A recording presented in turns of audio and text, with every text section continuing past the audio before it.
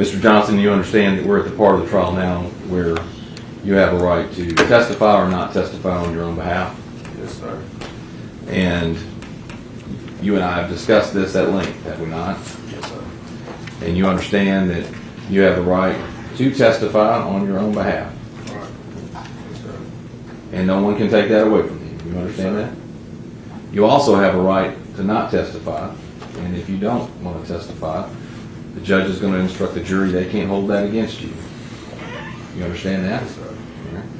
Have you thought about it extensively? Yes, sir. And we've had several discussions, have we not? Yes, sir. And after considering all of that, what do you wish to do? Not testify. All right. Thank you. Hey, he was ready to break the internet with that. Man, he would have came on the stand and would have, yeah, I'm about to tell it all. Nah. So, I'm going to try to make this a 15-minute video.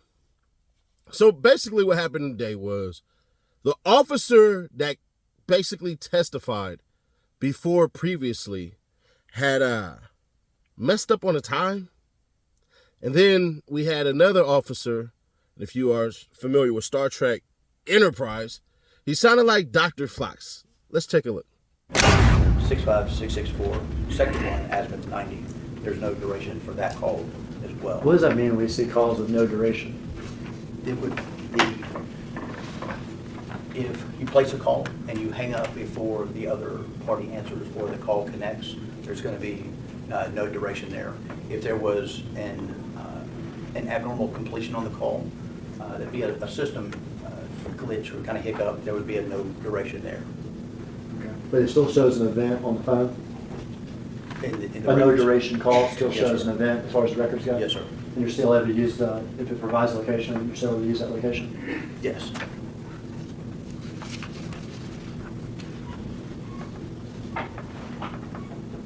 So, looking at the records, the calls that came in, there were only 2 calls, they were incoming, not answered, and then they went to voicemail. But you have to look at the records and the definitions page to determine that. And what I have circled here are the service codes, and luckily we ask for what these service codes mean, and they give us a definitions list, so I can look at their definition of what a service code means. And the 028, as defined by T-Mobile, tells us that a call that came in, it was not answered, but then it was forwarded to one of T-Mobile's voicemail service numbers, voicemail service, 1-360-842-9999. And those 2 calls that show us 4, they access the same tower 65664, sector 1, with an azimuth of 90. The voicemail that was left was 5 seconds, and the second voicemail was 3 seconds. And we can get that from the raw data that we see right there.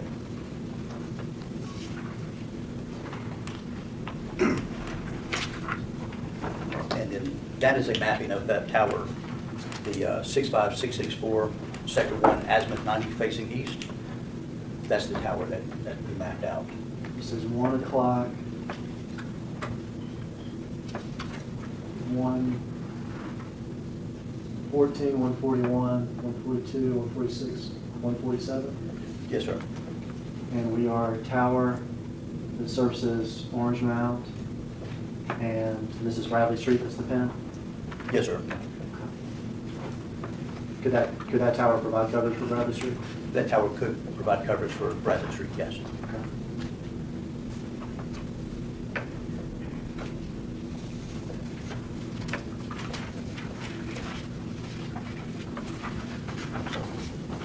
So there were 17 calls between 2 And p.m. yeah, let me back up. Yes, For the slides we just saw, is everything incoming? Between One, between 1 and 2, everything was incoming. There was no outgoing phone calls. everything's incoming. Does everything go to voicemail? Nothing was answered, and everything was sent to voicemail. Okay, so everything's incoming, everything's not being answered, goes to voicemail. Tower that covers Bradley Street. Is that correct? That's correct. Would that be consistent with the phone having been left behind? No one to tend to it? Could be. If the calls are not being answered, yes, sir.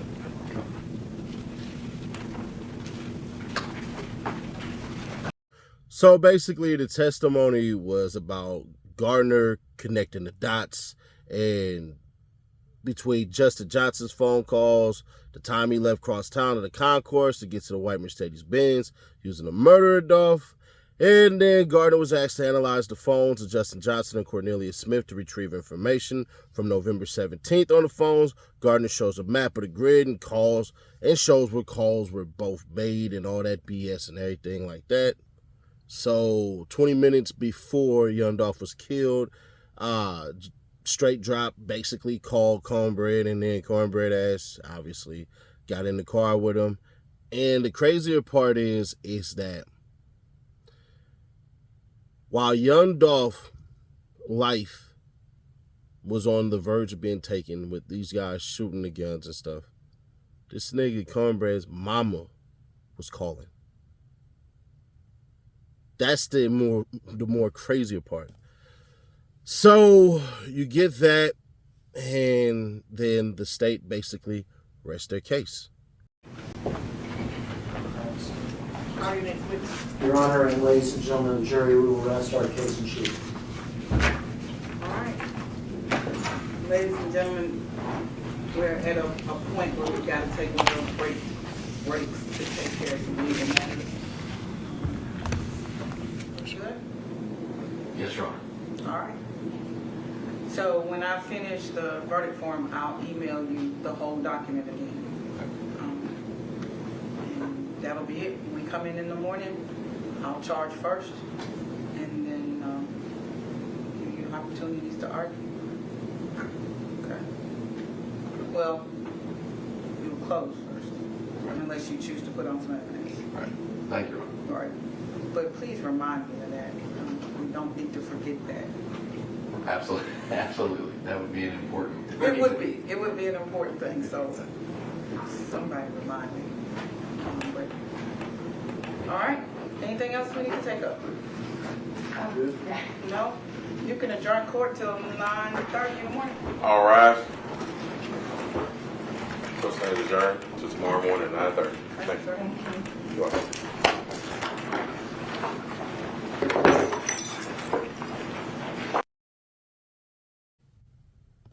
Now, everybody, including myself, jumped the gun because of the opening statement made by the defense. You got to remember, the defense tried to preamble shit. And the preamble was that Govan Hernandez actually had something to do with it, and that Govan Hernandez was going to come in and testify. Was one thing that did not happen in this case, and we all thought it was going to happen. We thought Unc was going to be on that stand. That's what we thought. But who was Unc? Unc was supposed to be Hernandez Govan. Hernandez Govan. Turns out that's actually not true. Your man Cornbread was on that stand line. Because when he sat up there and was like, I love you and all that crap and everything like that, how you tell this nigga that and you ain't even know him like that? Then, let's understand something. We found out that Hernandez Govan actually left Straight Drop in Atlanta. I don't know what happened or something like that. Maybe the deal didn't go through or anything like that. That's what the prosecution said. Remember, prosecution was supposed to bring out a couple of more people that we just didn't see. It was simple, it was concise. I don't think it was that good, but it doesn't matter. The opening statement was everything you need, the blue draws and all that. So I'm wondering if Cornbread actually told the truth on that stand. We might have to revisit that because there were certain holes in his theories and stuff like that that just didn't make sense.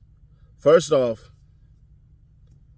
if Big Jook put $100,000 out on Young Dolph, which is confirmed, why wouldn't he just give it to Hernandez Govan anyways?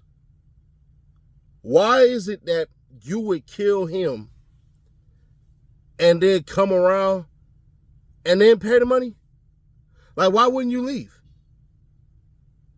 So that part right there just mind boggles me. And I'm not trying to say he has something to do with it or he did have something to do with it. I'm saying, what if Hernandez Govin's role isn't really that big and that Cornbread was just a damn setup artist and an idiot? Just putting it out there. Because one thing we know is that they knew about Hernandez Govin way before, right? We know that, right? They knew about him way before. Then on top of that, Cornbread sat up there and said, essentially, he kept on calling, trying to get the money from Big Jook and started calling Hernandez Govin. Why don't you just call him Big Jook and pulling up at his house? Go to his bushes. Fuck it. Go get your money. And y'all never called this dude Unc. So what's up with all these names? I think this is what happened. I think once everything was done and they all got caught up and they all sitting in jail, 201 Poplar, and they chilling and they send a kite, they both thinking to themselves, how the hell we gonna get out of here? I think that music video that Straight Drop put out is what ultimately pissed people the hell off. Because you got to remember, there was a reward. If they really knew everything like that, why the hell did y'all put out that reward? So there's that part. Added with the fact that, if we want to believe it, you have more incentive if you Cornbread more than you do if you JJ. What do you mean, Seti Nash? I'm saying this. It's your daughter's birthday. You trying to get some quick money and all that crap, and then you crash out. He literally said, bruh, hey, man, we was going to go and basically crash it out, which to me means this. They was going to wait on young Dolph ass to leave and then try to spray it all up as he was leaving. This is about to be probably one of the most effed up things I say, but it got to be said. Young Dolph might have saved a bunch of lives that day. If you look at it and tell the truth, if Dolph wouldn't have basically passed them up by happenstance and he would have went and did his turkey drive, bro, how do we know that all the shots that would have rang out from these two morons, you see, he was holding the Draco like this, like, he ain't got no power, bro. Like, a Draco, if you ever fired a Draco, it got kicked. It ain't got that much damn kick. I probably had to do a video for y'all shoot my Draco, but it ain't got that much damn kick in it. But either way it go, young Dolph, unfortunately, unbeknownst to him, sacrificed his own life to save people. Didn't even know it though. Now, some people are like, man, nah, don't put that on him, man. No, think about it. Had young Dolph went and did exactly what he was thinking about doing, I'm sorry, bruh, they would have killed some people out there. And they probably wouldn't have killed young Dolph, and innocent people would have been hit. And that's not saying that there's any honor in these fuck idiots to do shit like this, but I think we got to step back and go, damn, young Dolph, you saved some lives without even knowing that yours was about to end, man. And I think we got to kind of put that on there, too. Now, when it comes to the Ricos and all of that shit and everything like that, I'll probably make a video on that on Saturday where I could see and where I cannot see. But I had to do a little more digging because there was a video that came out the other day that was quite compelling. So the shots, all the shots that you fired were the ones we saw right here with Dolph, is that right? Yeah. And Justin too? Yeah. All right, so y'all didn't shoot back at Marcus as y'all were driving on. You say you got shot in the shoulder? Yeah, I got hit in my shoulder, in my upper arm. In the upper arm, shoulder area of On my leg. your right and your leg? And you realized you had been shot once you got in the car? Yeah, once I got in the car. Could you still have a scar from when you got shot in the arm? Is that right? Yeah, right. Yeah. Mark, I have him step down and display this to the jury real quick. Come on, just right here. Turn sideways here. Just walk down this way, backwards toward the wheels.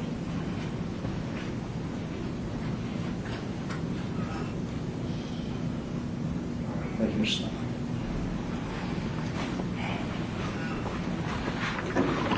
All right. You and Justin jump back in the car. You've been hit in the shoulder Down my leg. and in the leg. Justin may or may not have been hit, but said Yeah, something. got scraped on your back. Scraped in the back. All right. What now? We went back on Bradley Street. Did y'all go to Bradley Street slow or fast? Nah, we going back fast. Or back fast? Yeah, we going back fast. We weren't trying to get caught. So Okay. he gave me the keys to the expedition. So He he gave you parked the- the Benz. Who gave you the keys to the Justin expedition? gave me the keys to the expedition. Okay. So I moved the truck out the way, and he pulled the Benz in the yard. So the expedition, was it parked in the driveway at Bradley? Yeah, we parked in the driveway. And he gives you the keys to the expedition? Yeah, You get inside to move it? yeah. And then where does he put the Mercedes? He put it like right there, where the expedition in the front yard. Okay, so the front driveway area Yeah, of Bradley, is that right? right. What do you do next? We jumped in the expedition. We was on our way to the gas station. We FaceTime Juke, let them know that was our work. Who FaceTime Jook? Justin had FaceTime Juke, spelling out Dolph. You know what I'm saying? Let them know that we